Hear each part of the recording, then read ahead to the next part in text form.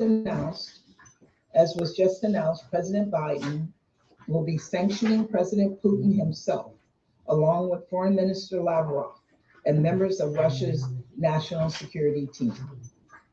These actions are meant to complement the important work we're doing in the Security Council and the resolution we have put forward today. History will judge for our actions or lack thereof.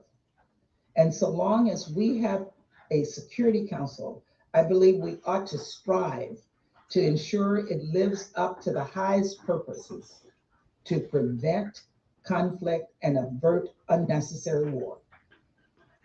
Russia has already subverted that mission, but at a minimum, at the very minimum, the rest of us have an obligation to object and to stand up for the UN Charter. To those who say all parties are culpable, I say that is a clear cop-out. One country is invading another. Russia is the aggressor here. There is no middle ground. Any doubters? I say, look at the kindergarten that was bombed this morning. Take a hard look. To those who say there is a special history between Russia and Ukraine that somehow excuses the war, I say we should all think carefully who that label might apply to next. And as I said on Monday night, President Putin asserted that Russia has a rightful claim to all territories from the Russian Empire. And just a few hours ago, Russia threatened Finland and Sweden with military and political repercussions. Responsible member states do not invade their neighbors. They do not commit violence against their neighbors just because they have the ability to do so. That is the entire purpose of our international system. That is fundamentally the point of the Security Council and the United Nations. So colleagues, this is a simple vote today. Let me put it plainly. Vote yes if you believe in upholding the UN Charter. Vote yes if you support Ukraine's or any state's right to sovereignty and territorial integrity. Vote yes if you believe Russia should be held to account for its actions. Vote no or abstain if you do not uphold the Charter and align yourselves with the aggressive and unprovoked actions of Russia. Just as Russia had a choice, so do you. Thank you. I thank you, and I give the floor to the representative of Albania. All right, Ambassador Linda Thomas Greenfield right there at the UN Security Council as they are on a resolution that would condemn the invasion of Ukraine, Russia cheering the meeting, likely a veto in the future for this resolution here. It's been a busy day for the White House as, of course, the main focus is the situation underway with Ukraine, but also President Biden nominating a Supreme Court justice. I want to bring in Fox 5's Sharon Crowley, who joins us virtually right now. And Sharon, this was a historic decision by the president today, the first Black woman to be nominated for Supreme Court. That's right, no, very. All right, folks. Well, live streaming right now. They're in the process of voting for a UN resolution, regardless of what side of the spectrum you may be on. It'll give you an idea of what direction other nations. Now, I'm live streaming both on multiple platforms. So if you hear me shout out someone who you haven't seen before, that is might be someone on the other platform.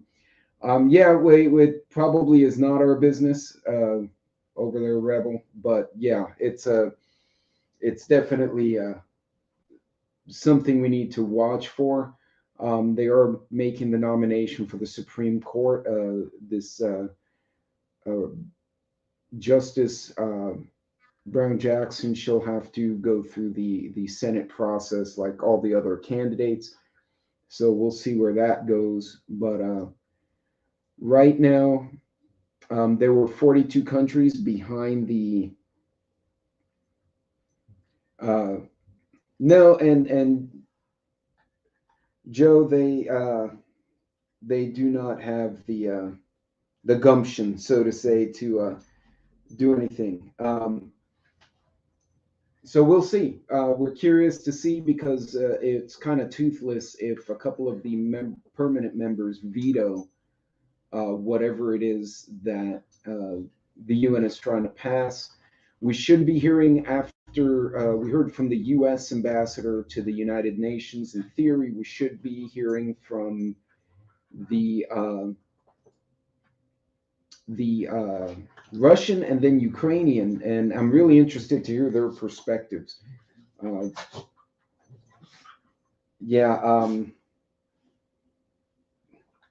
And Joe doesn't. Yeah, I kind of agree with you on that one, man. I agree with you on the other comment as well. Possibly, Sherry. Possibly.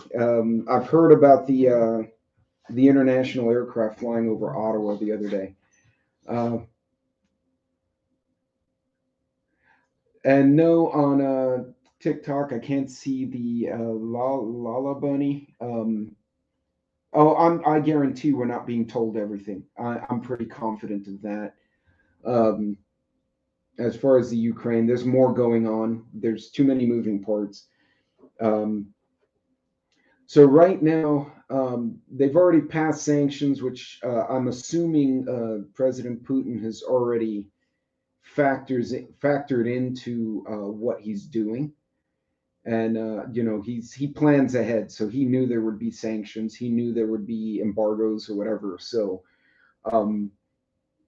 what did surprise me was the amount of protesting going on in Moscow, and the way the Russian police reacted to the protests. So, and yeah, Lala, I've heard about the biolabs. I'm still reading up on that. If that's the case, that's super interesting. But yeah, Putin probably did laugh at them, Loretta. So yeah, folks, like I said before, we're streaming on multiple platforms because this could, not so much that the UN's going to do anything, but if they do vote in a decisive way against Moscow, it may prompt something else. Let's see what these folks are saying. That's the Ukrainian president. You're taking a look at a video that was posted by Ukrainian President Zelensky a little bit earlier today, as we're hearing from his spokesperson now, saying that Ukraine and Russia are discussing a place and time for Russia-Ukraine talks, saying, quote, at these hours, the parties are consulting about that place and time of the negotiation process. The sooner the negotiations begin, the more chance there will be to restore normal life. Again, this video posted to Twitter by President Zelensky. He's been quite active on his social media sites. He said, we're all here. Going on to say, we are in Kyiv, we are defending Ukraine. Zelensky has noticed and said that Russia has designated him target number 1 and his family target number 2, as he warned that Russian forces intend to, quote, decapitate the government.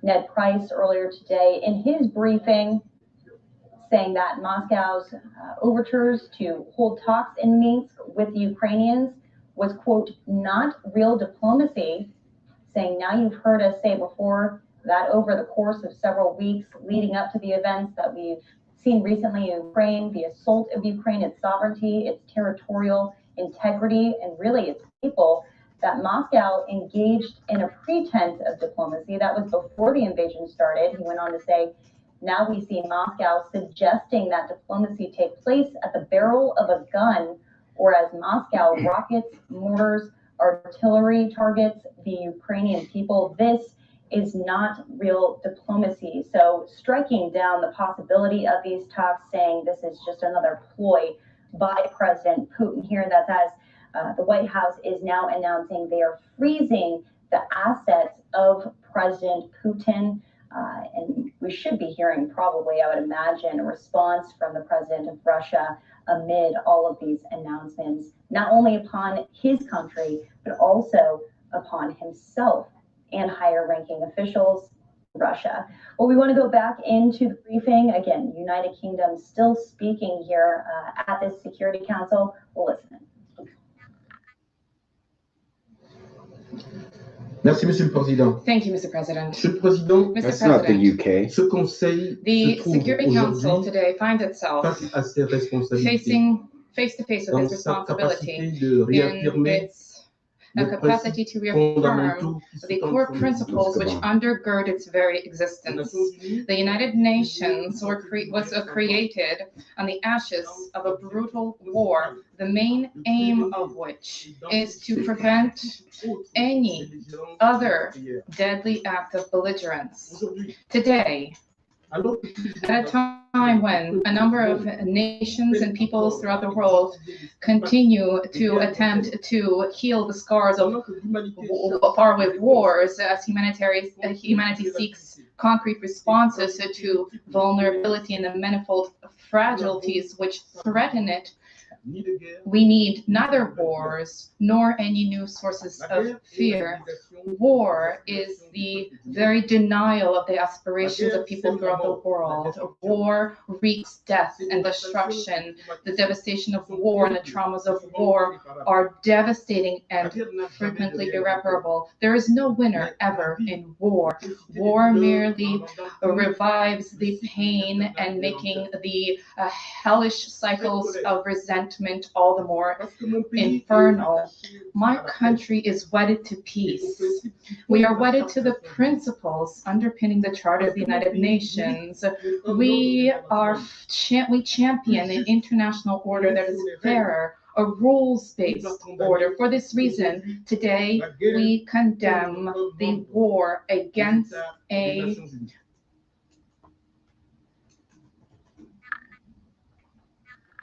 Oh, somebody screwed up in the studio. You saw that? Condamnerons la guerre avec l'espoir que notre élan de réaffirmation des principes de la Charte des Nations Unies reaffirm the principles of the United Nations, and that this will never be carried out in different ways in different areas, and the principles underpinning our position are equally upheld for all. Distinguished colleagues, the international community is called upon to seize this momentum for frank self-criticism, so as to ensure that throughout the world, any war of choice, any war of influence, any war of hegemony, any war to seek for looting over of resources, any war, all wars are dehumanizing. The international stage should not be a reflection of a jungle where nations are either predators or prey. Mr. President, to conclude, we wish to reiterate our call for an immediate ceasefire, for de-escalation. We beseech the belligerents not to hinder access of humanitarian assistance to those people who are in need. We call upon all parties to revitalize dialogue, to embrace a peaceful settlement to their disputes. As for us, distinguished colleagues, members of the Security Council, the responsibilities which we need to assume today should always be reflected in defense, reaffirmation, and the renewal of our commitments. That is to save succeeding and present generations from the scourge of war. Thank you. Thank you. I now give the floor to the representative of Mexico. Mexico. Muchas gracias. Thank you very much, President. Mexico will vote in favor of the draft resolution presented by Albania and the United States, and we will do so for the following reasons. First, we are witnessing one country's invasion of a sovereign country. This is a blatant violation of Article 2, Paragraph 4 of the United Nations Charter, and it is also an aggression under the terms of General Assembly Resolution 3314, which was adopted by all members of the United Nations. Secondly, Mexico has itself suffered 4 invasions over the course of its history as an independent state, 2 by France and 2 by the United States. The first intervention by the United States in 1846 led to the loss of almost half of our national territory at that time. Thirdly, Mexico has always condemned all acts of aggression, as it made clear with its protests at the League of Nations, at the annexation of Ethiopia and Albania by Italy, and the annexation of Austria by Germany.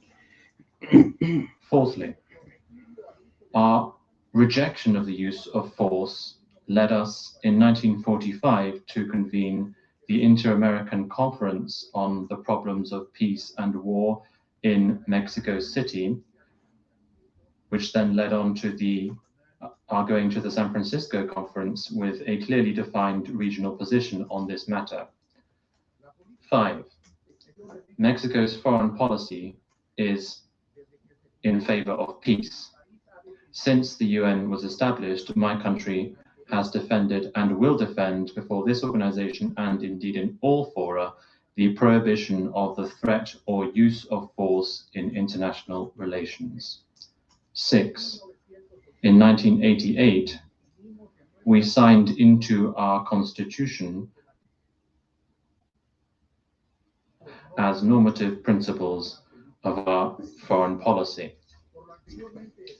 As a result of all of the above, Mexico condemns the acts of aggression perpetrated by the Russian Federation against Ukraine. We call on the parties to immediately cease hostilities. We recognize the sovereignty, political independence, and territorial integrity of Ukraine, and we support the efforts of the UN Secretary General to seek a diplomatic solution to spare civilians any further suffering. President, as a result of our own experience and through a constitutional mandate, Mexico will support the draft resolution that we are considering. Thank you. Thank you. I now give the floor to the representative of Brazil.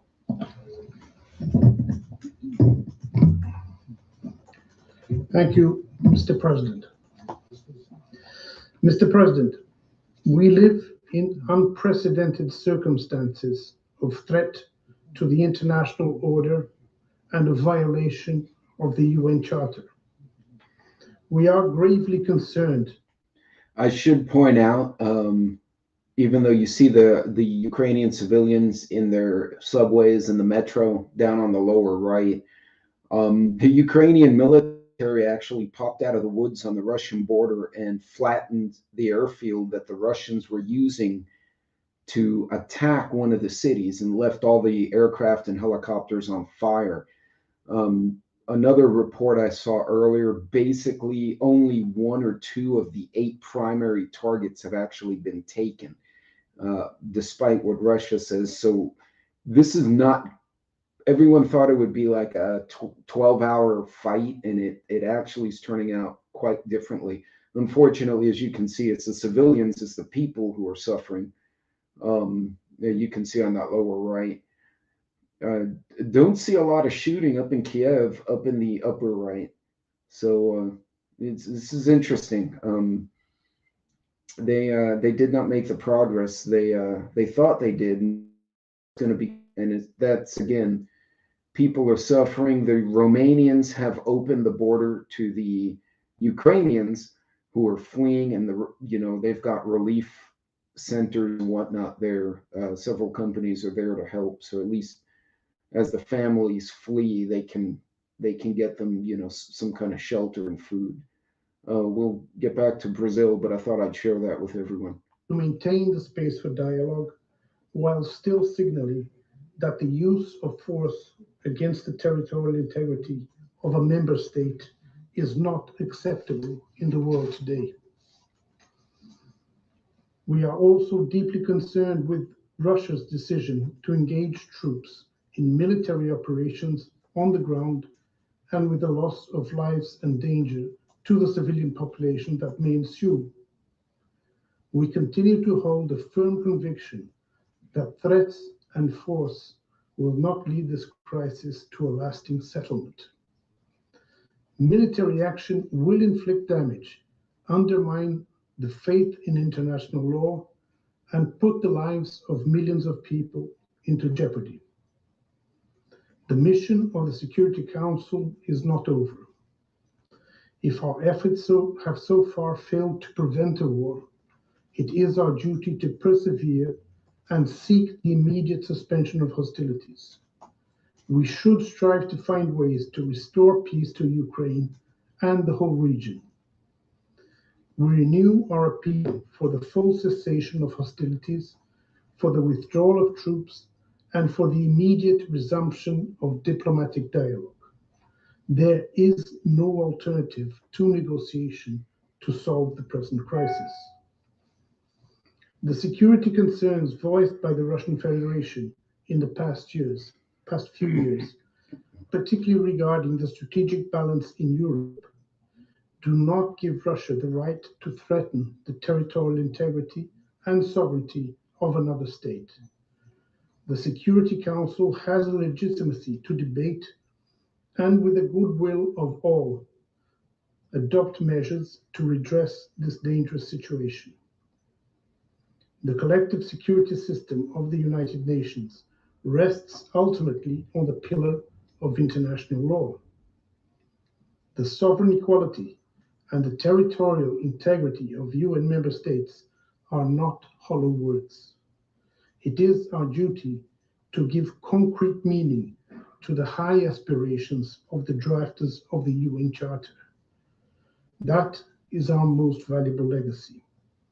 To rid ourselves from the scourge of war was the very reason for the establishment of the United Nations.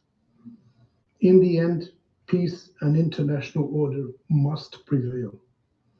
We shall not rest until this mission is accomplished. I thank you, Mr. President. Спасибо. Thank you. I now will put the draft resolution to the vote. I request that those voting in favor of the draft resolution contained in document S 2022-155 to raise their hands.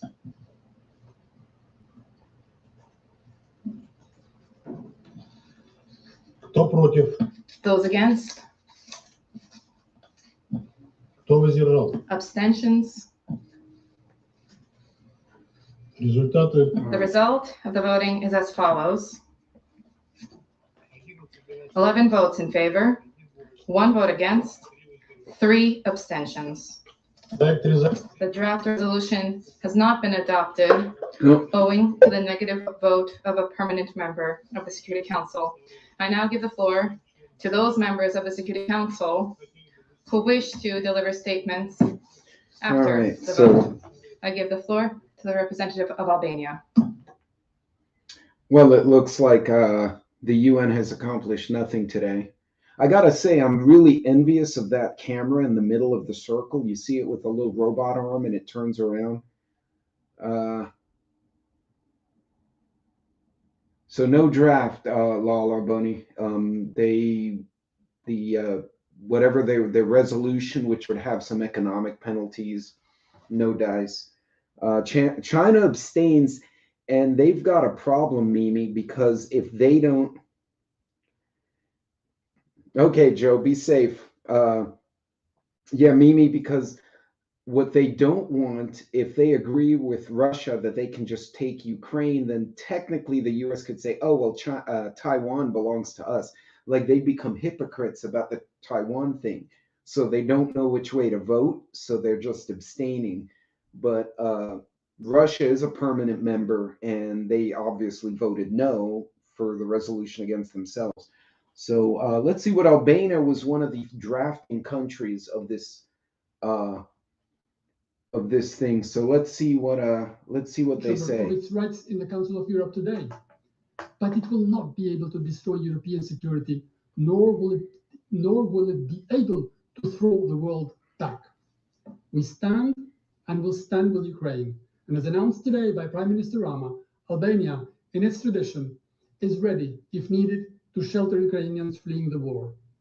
In conclusion, let me reiterate that Albania supports the sovereignty, territorial integrity of Ukraine within its internationally recognized borders. Hey, militant. Thank you. I now give the floor to the representative of the United States.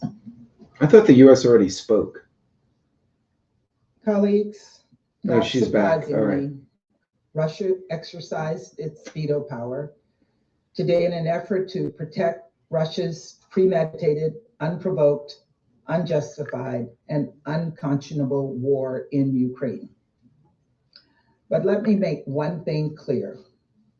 Russia, you cannot veto this resolution. You can veto this resolution, but you cannot veto our voices. You cannot veto the truth. You cannot veto our principles. You cannot veto the Ukrainian people. You cannot veto the UN Charter. And you will not veto accountability. Responsible members of this Security Council have stood together today in the face of Russia's aggression, and we will continue to stand with Ukraine, supporting it in every way we can. We are united behind Ukraine and its people. Despite a reckless, irresponsible permanent member of the Security Council abusing its power to attack its neighbor and subvert the UN and our international system. This vote showed which countries truly believe in supporting the core principles of the UN and which ones deploy them as convenient catchphrases. This vote showed which Security Council members support the UN Charter and which ones do not. We will be addressing this matter in the General Assembly, where the Russian veto does not apply, and the nations of the world can, will, and should hold Russia accountable and stand in solidarity with Ukraine. Before I conclude, I want to commend the true and tremendous courage we are seeing from the Ukrainian people. I want to thank the Ukrainian permanent representative who is here with us today. Earlier today, President Biden spoke with President Zelensky and personally commended the brave actions of the Ukrainian people who are fighting to defend their country. He also conveyed ongoing economic, humanitarian, and security support being provided by the United States, as well as our continued effort to rally other countries to provide similar assistance. It's hard. So basically, the UN is, the way they're structured, is basically doing nothing. So as one of the permanent members, Russia obviously voted no against the sanction against itself, which kind of makes this all like hooey. It's kind of frustrating, actually. These two countries have been at odds for a while. I do applaud Albania for openly stating they would take as many refugee families as they could to protect them. Albania was treated pretty badly by the old Soviet Union, so I'll bet you they definitely have a long memory of what happened.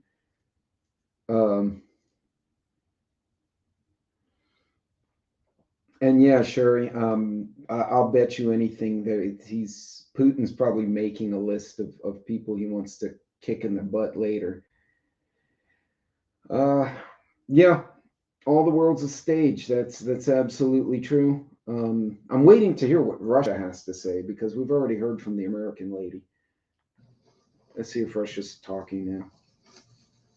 Yo, I want that camera in the Mr. middle. President, India is deeply disturbed by the recent turn of developments in Ukraine. Oh, it's India. We urge that all efforts are made for the immediate cessation of violence and hostilities. No solution can ever be arrived at the cost of human lives.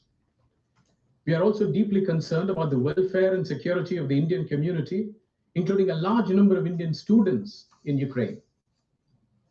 The contemporary global order has been built on the UN Charter, international law, and respect for the sovereignty and territorial integrity of states. All member states need to honor these principles in finding a constructive way forward. Dialogue is the only answer to settling differences and disputes, however daunting that may appear at this moment. It is a matter of regret that the path of diplomacy was given up. We must return to it.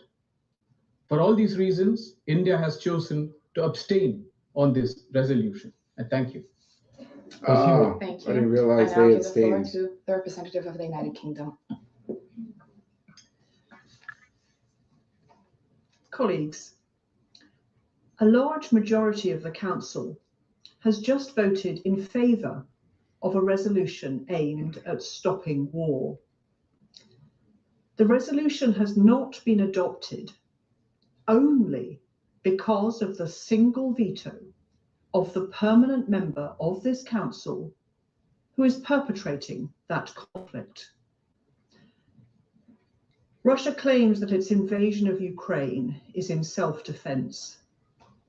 This is absurd. This woman is really intense. Of self-defense is the vote they have cast against this resolution today. Make no mistake, Russia is isolated. It has no support for the invasion of Ukraine.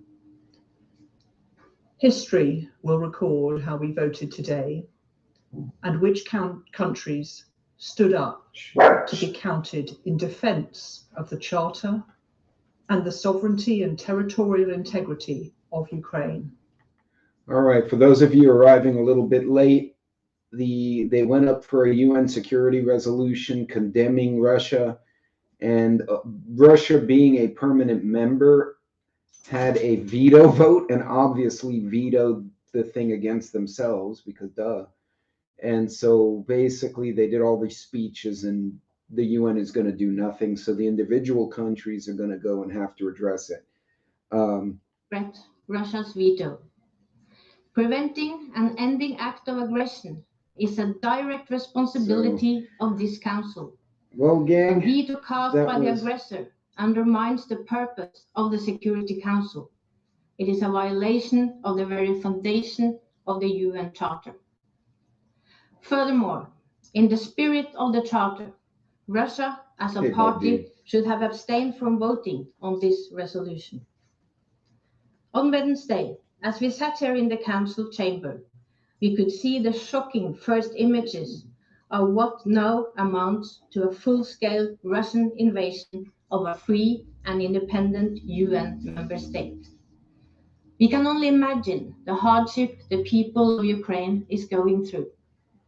With their tanks, missiles, bombs, planes, warships, and cyber attacks, the Russian Federation's aggression not only violates the independence, sovereignty, and territorial integrity of Ukraine, it also constitutes a serious breach of international peace and security.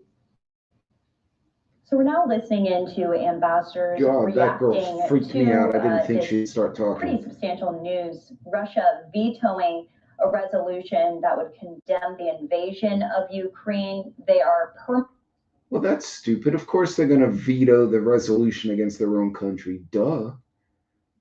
Yeah. Well, basically, folks, that's about all we've got. Yeah, they do nothing. Folks, all I can tell you, I mean, this will make a mess of some of the supply chain. I think most of you who've been paying attention kind of see what's going to come. You know what you need to do to react. Do the best you can with what you got. But I was hoping something would actually happen, like, a little bit of pressure to stop the shooting with the civilians stuck in between. But apparently, there's Kiev. As there is worries that it could fall with the lady into still talking. The evening here, as there's air attacks and ground attacks as well. We'll be tracking all of the latest from down on the ground in Kyiv, but also in the United States here. Tonight, Russian forces still, as we said, pummeling Ukraine. We're hearing from actually Ukrainian Americans, though. Many say they're looking for ways to support.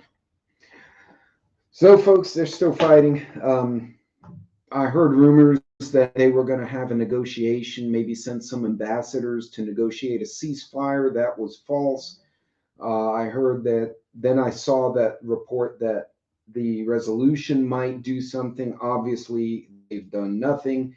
Let's see what this knucklehead has to say. For the past 2 days, say that they are just afraid and that they have a sense of fear, that when they wake up in the morning, their friends and members might not be alive.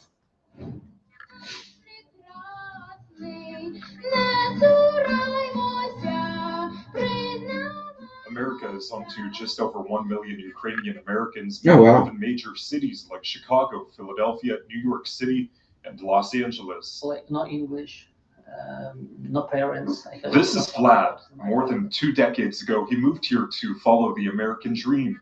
His parents and 5 brothers are stuck in Ukraine. People thinking how not to die tomorrow.